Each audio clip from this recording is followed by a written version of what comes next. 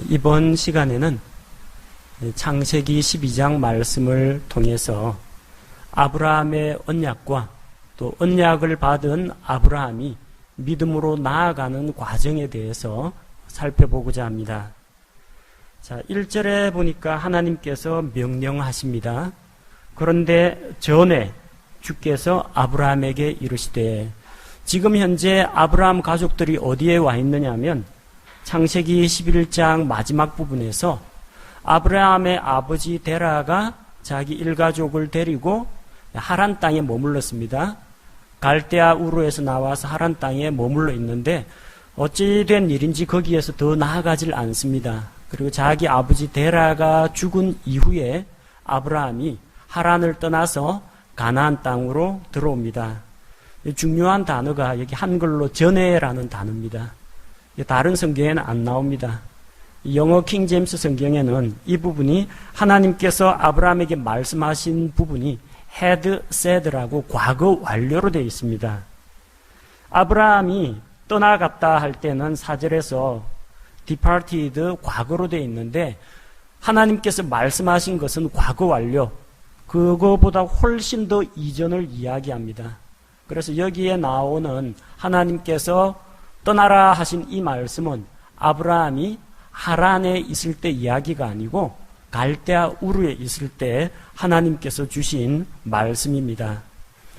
자, 사도행전 7장 2절과 3절에 이 내용이 스데반 집사를 통해서 다시 확인되고 있습니다. 그가 이르되, 스데반 집사의 설교입니다. 사람들아, 형제들아, 아버지들아, 귀를 기울이라. 우리 조상 아브라함이 하란에 거하기 전 메소포타미아에 있을 때에 영광의 하나님께서 그에게 나타나 그에게 이르시되, 너는 내 고향과 친족을 떠나 내가 내게 보여줄 땅으로 들어가라 하시니. 자, 창세기 12장 1절에서 3절에 나오는 하나님의 약속의 말씀은 아브라함이 하란에 있을 때가 아니라 메소포타미아 지방 갈대아 우르에 있을 때 하신 말씀이라는 것을 알 수가 있습니다. 그때 하나님께서 뭐라고 하셨습니까? 떠나라고 하셨죠. 고향, 친족, 아버지 집을 나오라고 했습니다. 그 아버지가 갈대아 우르에서 아버지 데라는 우상을 섬기는 자였습니다. 그래서 그 가운데 머물러 있지 말고 우상의 도시에서 빠져나오라고 말씀을 하셨습니다. 빠져나오는 것은 순종을 하겠는데 나온 다음에 도대체 어디로 가야 합니까? 하나님이 목적지를 안 알려주셨습니다. 내가 내게 보여줄 땅으로 가라, 그렇게 말씀하셨어요. 너에게 보여준 땅이 아닙니다. 보여줄 땅으로, 아직 안 보여줬다는 이야기입니다. 하나님은 아브라함에게 나오라는 말씀을 하셨지만 어디로 가라고는 말씀하지 않으셨습니다. 아브라함은 어디로 가야 할지 전혀 알지 못했습니다. 그날 하나님께 순종하고 매일 하나님의 인도를 받아서 갔지, 하나님이 미래에 대한 청사진을 처음부터 끝까지 앞으로 일어날 일들을 다 보여주신 것이 아니라는 거죠. 히브리서 11장 8절 말씀해 보니까 믿음으로 아브라함은 부르심을 받아 훗날 상속재산으로 받게 될 곳으로 나가면서 순종하였고 자기가 어디로 가는지 알지 못한 채 나갔으며, 자, 어디로 가는지 모르고 나왔다는 겁니다. 일단 우상의 도시를 떠나야 합니다. 그 다음 발걸음은 하나님께서 매일같이 그를 인도하시는 하나님의 인도하심에 맡겼다는 것을 알 수가 있습니다.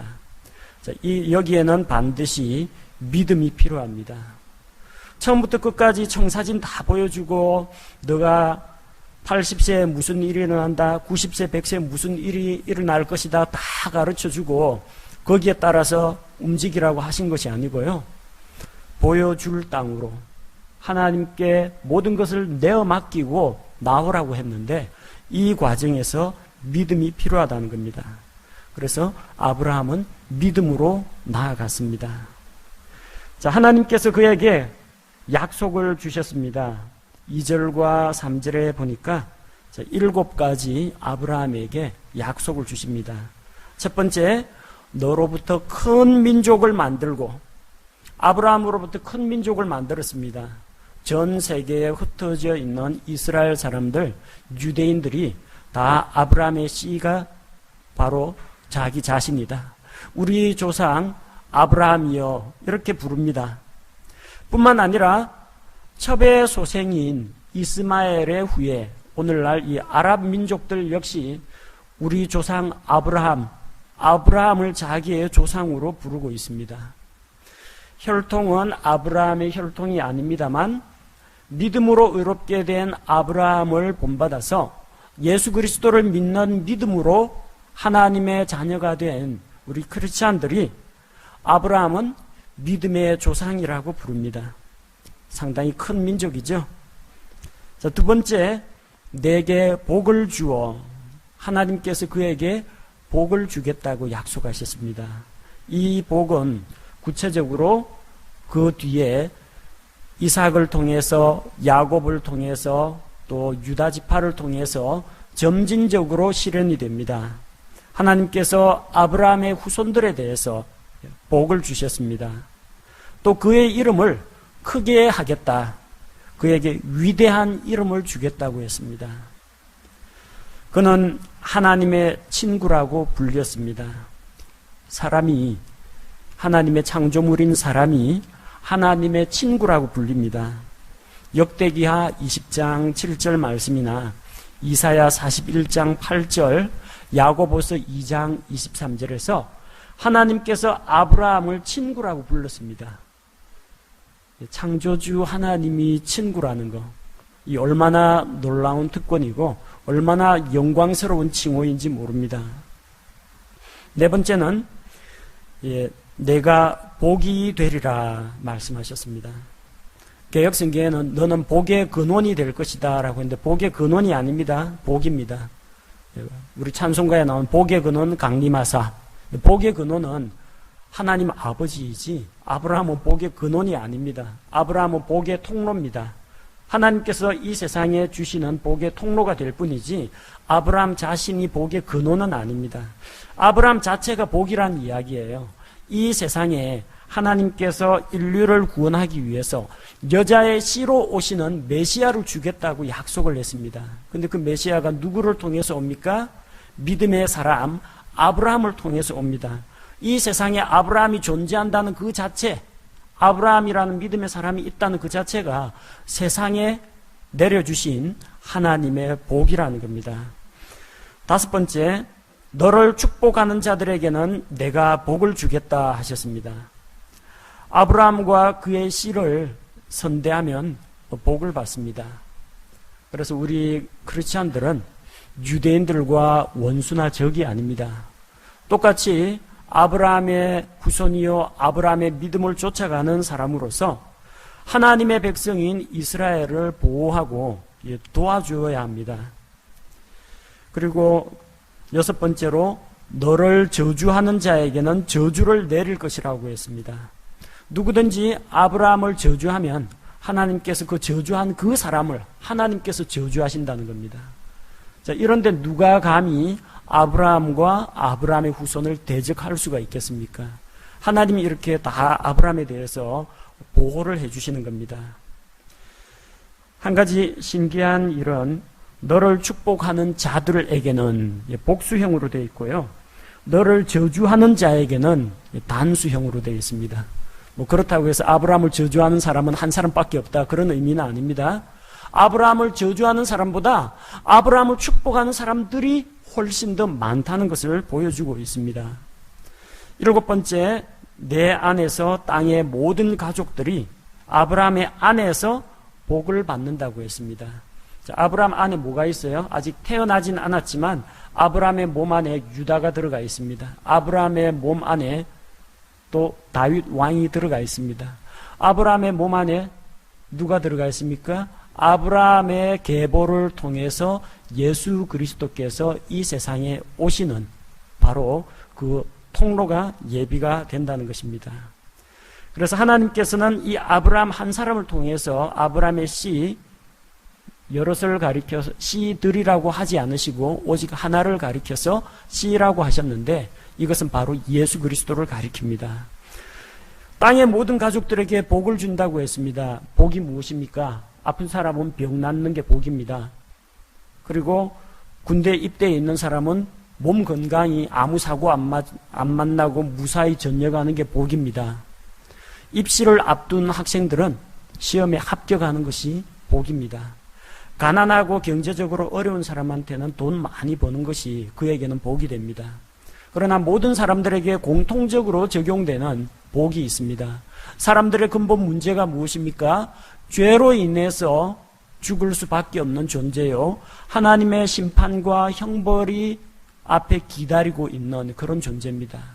아무리 이 세상에서 열심히 화려하게 살지라도 결국은 지옥의 불 속에 들어갈 수밖에 없는 그런 사람들, 그 사람들에게 줄 수 있는 복이 무엇이겠습니까? 그들에게 생명을 주는 것입니다. 예수 그리스도께서 오셔서 그분께서 이 세상에 있는 사람들에게 그분의 영원한 생명을 우리에게 주시는 것입니다. 그래서 사람들을 구원하는 것, 이게 세상을 향해서 아브라함을 통해서 하나님께서 주시는 복이라는 겁니다. 하나님께서 이런 7가지 약속을 주셨습니다. 이 말씀을 듣고 아브라함이 주께서 자기에게 말씀하신 대로 이제 떠나갔습니다. 롯도 그와 함께 갔습니다. 아브라함도 가나안 땅에 들어가고 롯도 가나안 땅에 들어갔습니다. 두 사람은 서로 다릅니다. 아브라함은 뭐 보고 갔어요? 약속의 말씀을 믿고 따라갔습니다. 롯은 뭐 보고 갔습니까? 아브라함 따라갔습니다. 자, 하나님의 말씀을 따라간 사람은 말씀이 변치 않고 말씀이 확실하기 때문에 흔들리질 않습니다. 견고합니다. 물론 넘어지고 실패도 경험하겠지만 말씀의 기초에서 다시 일어서고 회복하는 게 가능합니다.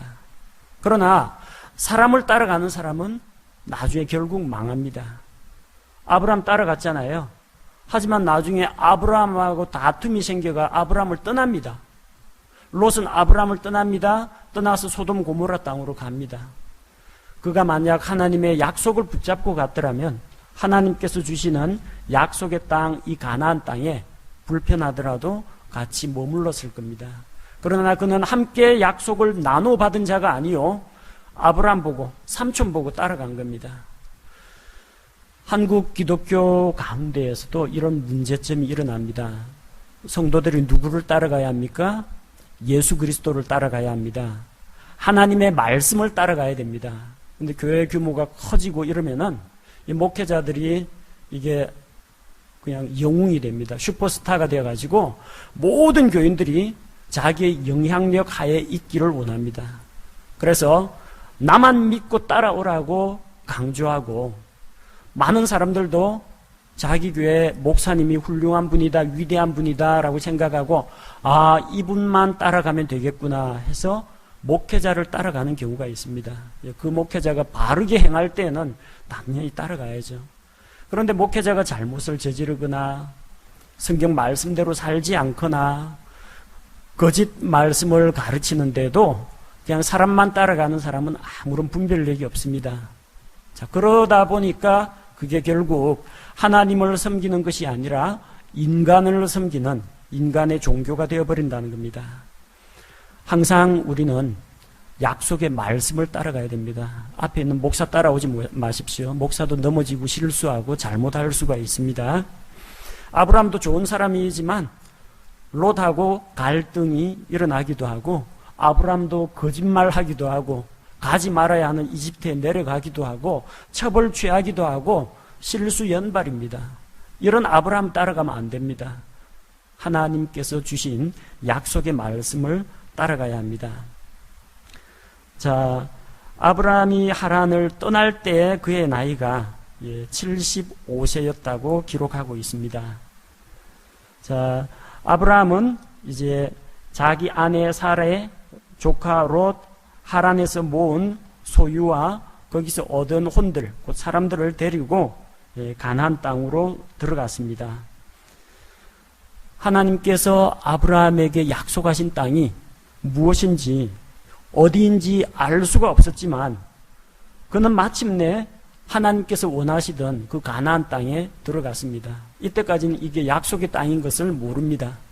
그러나 하나님께서 13장에서 15장에서 17장에서 거듭거듭 이 땅을 내가 너에게 주겠다 하고 이 가나안 땅이 약속의 땅이라는 것을 주께서 보여주십니다. 자, 아브라함은 그 땅을 통과해서 가나안 땅의 북부 지방을 이제 통과해서 남쪽으로 내려옵니다. 그러다가 이제 사마리아 쪽에 있는 세겜이라는 곳에 들어가서 모래의 평야에 이르렀는데 그때 가나안 족속이 그 땅에 있더라. 그 땅이 왜 가나안 땅이겠습니까? 가나안 족속이 살고 있으니까 가나안 땅이죠. 가나안이 누구인지는 우리가 창세기 9장에서 살펴보았습니다.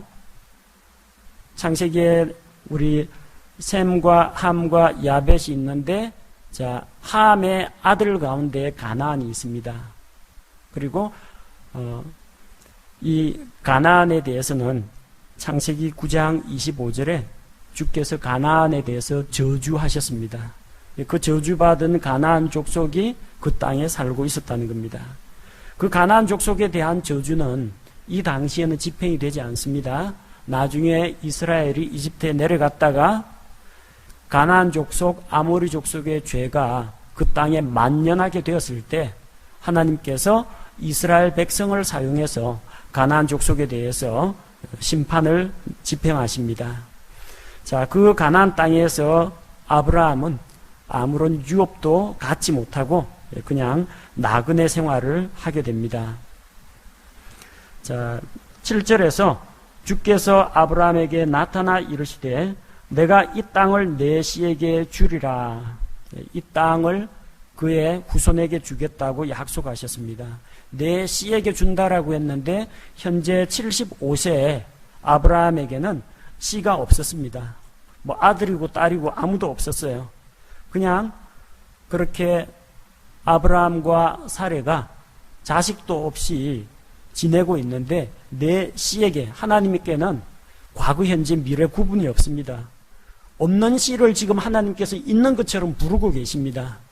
자, 없는 자를 있는 자 같이 하나님께서 부르시면서 내 씨에게 이 땅을 주겠다 말씀하셨습니다. 자, 하나님의 이런 은혜로운 부르심과 초청, 약속에 대해서 아브라함은 믿음으로 반응을 보입니다. 어떻게 반응을 보였어요? 주께 제단을 쌓았습니다. 하나님께 제단을 쌓고 뭐 했겠어요? 하나님께 희생 헌물 드리고 거기에서 하나님께 경배했다는 겁니다. 오늘날 말로 바꿔서 이야기하자면 하나님께 예배를 드렸다는 이야기입니다. 8절, 이제 거기에서 떠나서 베델의 동쪽에 있는 산으로 이동합니다. 베델과 아이 사이에 장막을 치고 또 거기에서도 제단을 쌓고 주께 제단을 쌓고 또 주의 이름을 불렀습니다. 그는 가는 곳마다 제단을 쌓고 주께 경배를 드리는 하나님과 이렇게 동행하는 삶을 계속 살았던 것입니다. 우리 역시 마찬가지입니다. 매일매일 살아가는 삶이 예배의 연속이 되어야 합니다. 아침에 일어나서 감사와 찬양으로 시작을 하고 하나님의 말씀을 읽고 묵상함으로 시작하고 또 순간순간 기도로 주님께 의지하면서 자기 전에 하나님께 기도하고 주의 말씀을 묵상하는 이런 예배로 이루어진 그런 삶을 우리가 살아야 하겠습니다. 아브라함은 계속 이동해서 남쪽을 향해서 내려갑니다. 아브라함은 농사꾼이 아닙니다. 유목민입니다. 양떼와 소떼와 염소떼 이 가축을 키우기 때문에 이쪽에 있는 풀을 다 뜯어먹으면 더 풀이 많은 이 남쪽 지방, 평야 지방, 요르단강 주변 이런 습지와 초지가 있는 곳을 계속 찾아서 이동하는 것이 유목민의 삶입니다. 자, 그런데 10절에 보니까 그 땅에 기근이 있었다 기록되어 있습니다. 약속의 땅이라고 해서 이 가나안 땅에 왔는데 그 땅에 기근이 있었다는 겁니다. 약속의 땅 가나안 땅에도 기근이 찾아옵니다. 하나님의 백성이라고 해서 고난과 질병, 사고와 재난을 면제받는 것이 아닙니다. 하늘에서 내리는 이 비는 믿는 자나 믿지 않는 자에게 똑같이 떨어집니다. 하늘의 태양도 믿는 자와 믿지 않는 자에게 똑같이 비춰집니다. 크리스찬이라고 해서 질병이 우리를 피해서 지나가질 않습니다. 크리스찬이라고 해서 교통사고 안 난다는 그런 보장은 없습니다. 다만 이런 어려움을 당할지라도 기근을 만나든지 강도를 만나든지 재난을 만나든지 사업의 실패를 만나든지 그것을 이길 수 있는 힘과 능력을 주시고 또 그런 어려운 역경 가운데 주께서 우리와 함께 하신다는 것, 그게 우리에게 주어진 약속입니다. 하나님은 우리에게 고난을 면제시켜 주지 않았습니다. 우리가 물 가운데로 지날 때 그 물이 우리를 엄몰하지 못하게 하겠다고 하셨습니다. 불 가운데로 지나갈 때 타지 않게 하겠다고 약속했습니다. 그러나 성경 어디에도 너는 물을 지나지 않을 것이다, 너는 불 가운데로 들어가는 일은 없을 것이다 하고 약속하시지는 않습니다. 자, 기근을 만났을 때 아브라함은 어떻게 해야 될까요? 여기가 약속의 땅인데 기근이 찾아왔어요. 이집트로 내려가는 선택을 하기 전에 하나님 앞에서 주님, 약속의 땅인 줄로 믿고 여기에 정착하겠습니다. 만약 그가 그렇게 결심하면 하나님께서 그를 굶겨 죽이셨을까요? 그러진 않을 겁니다. 또 다른 피할 길을 주시고 뭔가를 공급해 주실 수가 있었을 겁니다. 그러나 아브라함은 그 기근이 심해지니까 이집트를 찾아서 내려갔습니다. 이집트는 약속의 땅이 아닙니다. 그곳은 죄와 우상숭배가 만연한 곳입니다. 하나님에 대한 무지와 불법이 가득 찬 곳입니다. 사람 살기는 괜찮죠. 기후가 온화하고 나일강에 풍부한 수자원이 있고 주기적으로 나일강이 범람해서 넘칩니다. 그러면서 이 비옥한 토사를 델타 지방, 그 삼각주 그 지방에다가 계속 공급해 주기 때문에 땅이 아주 비옥합니다. 농사가 잘 됩니다. 자, 그런데 하나님께서 주신 약속은 분명히 받았지만 일시적인 환경의 어려움 때문에, 당장의 어려움 때문에 그는 약속의 땅을 포기하고 이집트로 내려갑니다. 이집트 내려가가지고 잘된 법은 없습니다. 가서 큰 어려움을 겪고 돌아옵니다. 자, 이집트로 내려가는데 이제 한 가지 걱정이 됩니다. 자기 아내 사레가, 아브람 나이 75세면 사레 나이 65세인데 뭐 오늘날로 생각하면 안 됩니다. 그 당시에는 그래도 노아 홍수 끝나고 적어도 한 200년 정도 혹은 그 이상도 살고 했기 때문에 이 65세라고 하지만 한창 젊었을 때의 아름다움과 미모를 갖추고 있는 그런 상태입니다. 자, 아브라함은 행복한 고민에 빠졌습니다. 내 아내가 너무 이쁘다, 너무 아름답다. 여러분도 이런 고민해 보셨습니까? 예, 아내가 너무 이쁜 것도 이제 걱정이에요. 낯선 곳 이집트로 내려가는데 그곳은 틀림없이 하나님을 두려워하지 않는 사람들이기 때문에 이 무법자들이 가득한 곳입니다. 그래서 혹시라도 아내를 빼앗길까봐 이제 걱정이 되었습니다. 그래서 아내하고 의논을 합니다. 솔직하게 아내하고 의논을 털어놓고 의논을 합니다. 내가 보기에 당신이 너무 이쁘다. 사람들이 당신을 차지하기 위해서 나를 죽일까 염려가 되니까 우리 그냥 오빠 동생 하자. 그렇게 제안을 합니다. 물론 사례도 승낙을 합니다. 사람들이 보고 이게 만약 이 여인이 이쁜데 이 여자를 자기가 취하려면 결혼한 여자거든요. 결혼한 여자는 데려갈 수가 없죠. 남편이 죽어야만 데려갈 수가 있습니다. 그러니까 아브라함을 죽일 거라는 이야기입니다. 반면에 이집트는 모계사회입니다. 모계사회에서는 발언권이 어디서 나오느냐? 처가 외가에서 다 나옵니다. 그 여자의 오빠, 친정 오빠가 발언권을 가지고 있습니다. 그 다음에 아이 교육은 누가 하느냐? 외삼촌이 주가 됩니다. 모계사회이기 때문에. 그래서 이 여인을 얻으려면 어떻게 해야 되느냐? 여자의 오빠한테 잘 보여야 되는 겁니다. 그래서 남편이라고 하면 아브라함은 죽임을 당하겠지만 오빠라고 하면은 사람들이 아브라함에게 사례한테 말이라도 붙여보려면 아브라함한테 뇌물을 바치고 아브라함에 대해서 선대할 수밖에 없다는 거죠. 자, 그런데 이제 문제가 생겼습니다. 이 부부가 아니라 오빠하고 여동생이라고 소문이 나니까 이 사레의 아름다움이 이집트의 왕궁에까지 흘러 들어갔습니다. 그래서 사람들이 그녀를 파라오에게, 이집트 왕 파라오에게 데려갔습니다. 파라오가 아브라함의 아내를 취합니다. 이 과정에 뭐가 개입되어 있어요? 마귀가 개입되어 있습니다. 여자의 씨로 오실 메시아는 아브라함의 씨를 통해서 오신다는 것을 이 마귀도 알고 있거든요. 그러니까 아브라함의 아내 사레만 이집트 왕한테 딱 넘겨가지고 이집트 왕의 후궁으로 만들어버리면 이제 아브라함의 씨를 통해서 메시아가 오는 길은 막히는 겁니다. 사탄이 간교하게도 이 아브라함의 나약한 그 마음과 그의 거짓말과 요 파라오의 왕이니까 일부 다쳐 그런 거 가볍게 하거든요. 그 파라오를 이용해서 사례를 취해가도록 만들었습니다. 거기에 대한 보답으로 아브라함은 많이 받았습니다. 마누라 판값으로 양도 받고 소, 순나기, 남종과 여종, 암나기, 낙타 선물 많이 받았습니다. 여종이라는 부분에 제가 밑줄을 쳐놨습니다. 이 여종들 가운데 한 사람이 나중에 하갈입니다. 아브라함의 아내 사레의 몸종으로서 아브라함의 첩이 되는 하갈입니다. 이 하갈이 어디서 와요? 이집트에서 온 겁니다. 파라오가 아주 교묘하게 그물을 던져놨어요. 여종을 줬어요. 그게 선물이라고 넙죽 받았죠? 나중에 아브라함에게 족쇄가 됩니다. 하갈의 몸을 통해서 오는 이스마엘이 지금도 아브라함의 씨 이스라엘 민족에게, 아람 민족이 걸림돌이 되고 있습니다.